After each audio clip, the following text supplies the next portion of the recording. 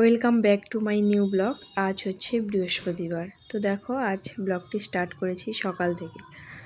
তো ঘুম থেকে উঠে পড়েছি, এখন বাজে 7টার মতো, ওই 7টা নাগাদ, 7টায় 10-20 এরকম হবে।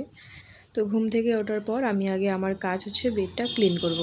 তো মশারিটা খুলে নিয়েছি, খুলে নেওয়ার পর আমি বেডটাকে সুন্দর করে ক্লিন করেছি। তো দেখো আমার ঘরটা আমি কত সুন্দর করে ক্লিন করেছি সেটাই দেখাচ্ছি।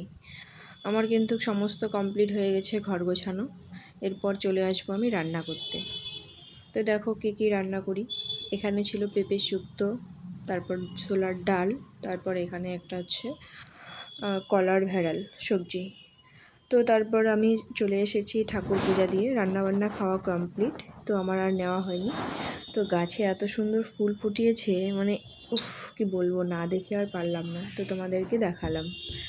তো স্নান করে এখন আমি ঠাকুর দেব। আমি কিন্তু রেডি হয়ে নিয়েছি পুরোপুরি ঠাকুর দেওয়ার জন্য। তো চলে আসলাম বলতে বলতে, যেই বলা সেই কাজ, ঠাকুর ঘরে। তো আজ বৃহস্পতিবার, তার জন্য আমি সমস্ত কিছু সুন্দর করে মেজে নিয়ে একদম পরিপাটি করে ঠাকুর দিয়ে দিচ্ছি। তো দেখো তোমরা কারা কারা আমার মতো সুন্দর করে ঠাকুর দাও। আর আমার কিন্তু বেশ ভালো লাগে এভাবে ঠাকুর দিতে। তারপর আমি একদম ভক্তি ভরে মন প্রাণ দিয়ে ঠাকুর দিচ্ছি। অ্যাকচুয়ালি সবাই সুন্দর করেই ভক্তি ভরে ঠাকুর দেয়, তবু আর কি বললাম।